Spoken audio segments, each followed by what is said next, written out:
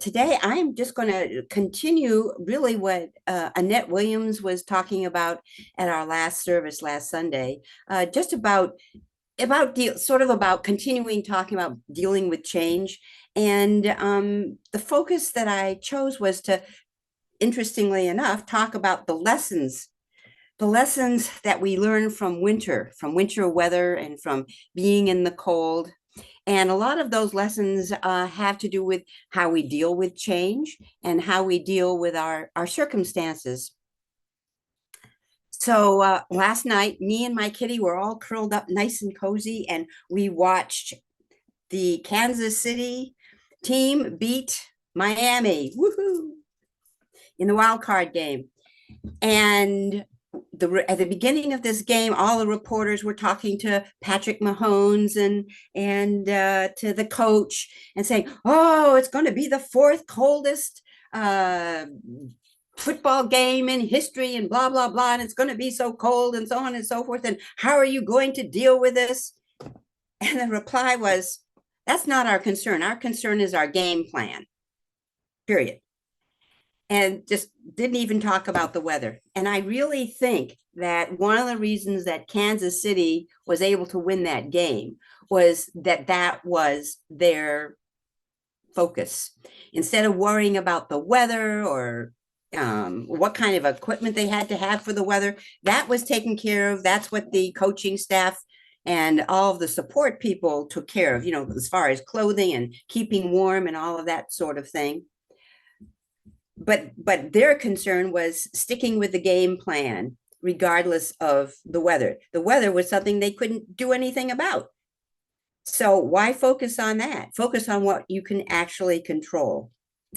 And it reminded me of probably one of the greatest noble truths that Buddha taught, which was that when things happen to us from the outside, our suffering is not caused by what's going on outside. Our suffering is caused by our attachment to how it should have been.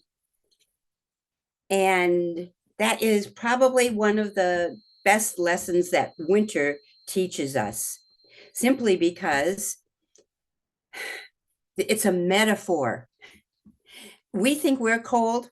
How cold do you think it is in Winnipeg or Alberta, Canada, or up in Montreal, or even in Minneapolis, Minnesota? Believe me, it's a lot colder than what we're facing.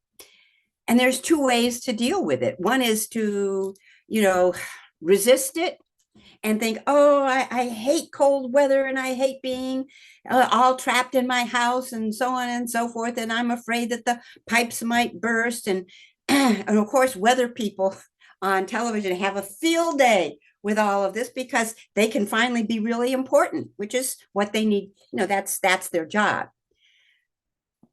But the other way to do it is to really embrace winter and embrace the opportunity for stillness. Here's a great quote that I came across when I was thinking about this. It says, "To go with the flow of your life is to trust that God is in the rapids of change as well in the rocks of continuity. It is being able to stop digging in your heels against the tides of tomorrow, or the tides of what could have been, or the tides of how it should have been." And again, that was one of the secrets, I'm sure, as to why Kansas City won last night. They didn't focus on what they were resisting. They focused on their game plan. And I think that's an important lesson for all of us when it comes to winter or any kind of challenge in our lives. One of the things that really gives us resilience is and helps us to look for different answers is when we stop just digging in our heels and we open ourselves up to, all right, this is the situation that is. And probably one of the first steps to that I've learned just from being, as you all know, a tiny habits coach. When you look at things from a neuroscience point of view, one way to step out of that resistance is to simply be curious. I can remember I can remember back when I decided to celebrate my 50th birthday by doing a 7-day vision quest in the Sangre de Cristo Mountains in Colorado. And it was led by John Milton, who is one of the first big environmentalists in the United States. And he had a very interesting phrase that he used many times. And I was thinking of it as I was thinking about resilience in the talk today. He would say, "Well, isn't this interesting?" And looking at something as though it's interesting, it is one way to help us get out of judgment. Because usually, when we're resisting winter or we're resisting what is, um, we're in judgment. We're saying it shouldn't be that way. It's not supposed to be that way. And we're looking at it negatively. When instead we look at things with curiosity, then we open ourselves up actually to possibilities. And in the same way, when we look at things with curiosity and with openness, that's when we open ourselves to receive divine presence and solutions and new ways of doing things. So I think one of the first lessons and most important lessons about resilience and the lessons that winter teaches us is that instead of resisting winter and saying, "Oh, it's so cold," is to look for the good things of winter. Here's a quote that I was reading last night. Someone was saying, "I can face the winter now with calm. I used to think of winter as a horrid, wet, dreary, gray time. Now I can see other things, crisp and sparkling days, long, pleasant evenings, cheery fires. Good work shall be done this winter. Life will be well lived." And how wonderful that we can all still get together, even though the weather is not the most favorable for driving around and that sort of thing. We can still get together this morning, thanks to Zoom and all the electronic and digital resources that we have available to us. So the first lesson about winter, or that winter teaches us, is look at things without judgment. Buddha once said, and I think this is a message that probably we will be hearing from all kinds of spiritual resources through this year. So much of our country is faced with the seeds of division and judgment. And what Buddha said is to look at something with hate or with revenge is like drinking poison, hoping that the other person is going to die.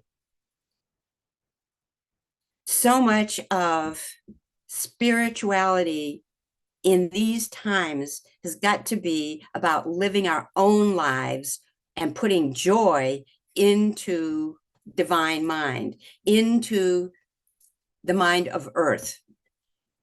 So again, the lesson I think for today, one of the big ones is learn to look at life without judgment. When things come up, say, "Well, isn't that interesting? Now, how can we find a different way?" Be curious. Lesson number 2, stop looking for happiness from the outside and become your own cheerleader. I think probably this is one of the biggest lessons I've learned as I've coached people through the whole Tiny Habits process. Basically, we're just looking for ways to set new neural pathways in the brain so that people can make changes in their lives without depending so much on willpower and efforting. And one of the ways to do this is to simply start setting these new neural pathways by the element of celebration.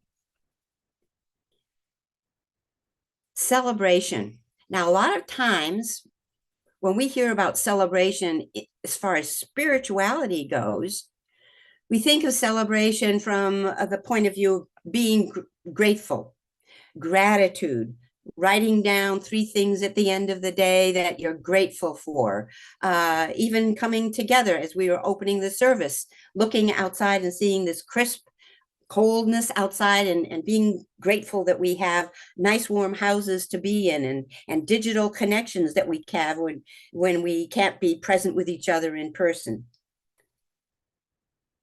So, what I have found, and one of the most interesting things that I've experienced, is that when we're going to be celebrating, it's important to move beyond just intellectual celebration.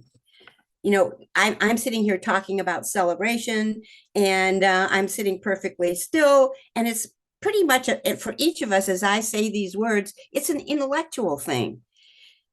And one of the things that I've learned is that celebration moves beyond just gratitude because it's visceral. And this is what I started teaching the people that I teach in my classes with Tiny Habits. What I started to learn was that celebration was like becoming your own cheerleader. You see this here? That's what everybody gets who takes my classes.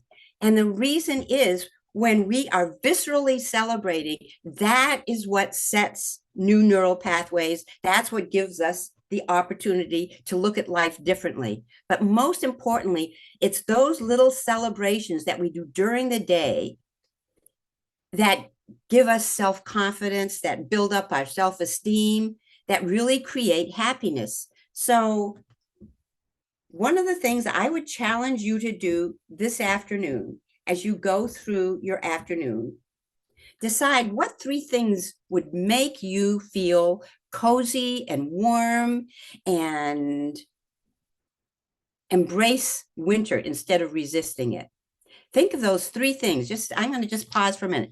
Think of three things you could do that are going to reinforce that idea of coziness and the blessings of having a nice warm place to be in. Are there some things that usually you never have time to do that now you don't have to go anywhere this afternoon? What about reading? Is there a book you've always wanted to read, or you've sort of forgotten about? Is there a letter you could write to somebody? A thank you letter for something they've done for you in your life? Those kinds of things. And when you do them and you actually follow through and keep that promise to yourself, instead of just saying, well, I'm grateful, I'm glad I did this, actually do some kind of a little cheer for yourself, because that is what levels up your energy. Ernest Holmes says, we have within us a power that is greater than anything we shall ever contact in the outer world, a power that can overcome every obstacle in our life and set us safe, satisfied, and at peace, healed and prosperous in a new light and in a new life. And that comes from the inside. And it's not just in our heads, it's from the inside. And as I was thinking about this morning, I was thinking about there are a lot of different spiritual communities where dancing and movement is part of that whole religious experience. And I think this is something that we should be thinking about ourselves. It's not just intellectualizing about spirituality, but it's actually physically being it. And if we want to lift up our energy and lift up our lives and lift up our thoughts, then it's important to acknowledge those good things and acknowledge ourselves when we make a promise and we keep it to ourselves, when we look for the good and make that choice instead of looking for what's negative and what we don't want to have in our lives. The art of celebrating those little victories, the tiniest things in your life, is something that can really express that inner light into the outer world. One of the people that I've coached, I guess, was last summer, and I may have mentioned this before, forgive me if I already have, but I had a woman come to me who was with it. She's wheelchair bound and she had muscular dystrophy, and she wanted to take the Tiny Habits course. And so we did it on Zoom, and I would just, talk with her once a week, every week, as we went through the whole program. And her opportunities for having things to celebrate, one might think, are, she can't set a huge goal for going out and running a marathon or doing a lot of active things, But what she could do is just celebrate the things that she was doing to keep herself safe and well. So she would celebrate when she took the medications that she needed to take. She would celebrate when she managed to get the transfer from her bed to the wheelchair. She would celebrate when she actually went in and did the exercises that she was supposed to do instead of resisting all of that stuff and oh, it's so difficult and oh, poor me. And I think that's really a valuable lesson for all of us is to look for the blessings and celebrate them and celebrate them wherever you can in a visceral way. I always notice that when we're in church, there's some people who, when we're singing, they actually get up and move around. And I was thinking, maybe all of us are too puritanical because we always just sit still. I know, especially myself, being brought up in the Anglican church, we were supposed to be very dignified. And yet actually moving around and being visceral when we celebrate instead of just being in our heads, that's an important thing. You look outside and you see pictures of kids having fun in the winter and they're all running around and they're jumping in the snow and they've got their sleds out and so on and so forth. They're running, and that's, again, it just goes back to visceral celebration. So a lesson for resilience from winter is welcome winter and celebrate. And so let's see, I have one more lesson about resilience here. Winter is also a wonderful opportunity to create snow days. So to me, a snow day is a day when one can escape all the obligations, all the appointments, and play. So yesterday, it wasn't just that I got to, stay up with my kitty and watch Kansas City in that very, very cold weather beat Miami.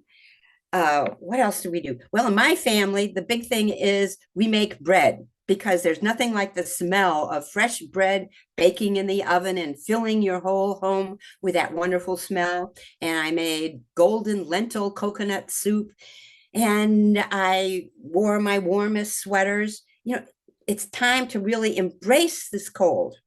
So it is an invitation to have a snow day. We can't have snow days in the summer. Isn't that interesting? There's very few times in the summer when we say, okay, now I have an excuse to stop everything, not go anywhere, stay home, and just play. In fact, it's exactly the opposite. The summer is the time for us to go out and be with people and be running all around. So enjoy the fact that today we don't have to go anywhere. Today we have actually some extra time to ourselves because we didn't spend an hour driving to church and back and forth. We got to have it right here in our own living rooms, or right here in front of us, at the breakfast table or in our living rooms, wherever we might be. It is a wonderful day to play. And this afternoon for me, what I'm going to do, right behind me, you'll see my art desk. It's my art corner over there. I'll be making Valentines and having a good old time. But I think that's a wonderful way of looking at one of the good things about winter is to make it something that is an opportunity to be playful. The Swedes in Sweden have a wonderful expression. It's called hygge, and it means well-being or coziness of the soul. And it's a feeling of being all warm and cozy versus the winter weather and all the ice and snow. Pardon me, that was my kitty visiting us. Versus all the ice and snow on the outside. Here's a description of what hygge is like. And it's a description that I found reading about it. This woman was talking about being on a hiking trip up in the mountains. And here's what she had to say. We were all tired after hiking and we were half asleep, sitting in a semicircle around the fireplace in the cabin, wearing big sweaters and woolen socks, and the only sound that you could hear was the stew simmering on the stove and sparks from the fireplace, and someone having a sip of cider. Then one of my friends broke the silence and said, "Could this be any more hygge?" And he was asking this rhetorically, and someone said, "Yes, it could be. What we really need is a great big storm raging outside, and then we'd feel even more cozy." So embrace the winter. This afternoon, make yourself cozy. Make that special cup of tea or hot chocolate. Make something special in the oven if you have those facilities and that's what you'd like to do. Take the time to read the book that you haven't had time to read. Write the letter to somebody. Use this time as doing something really special for yourself.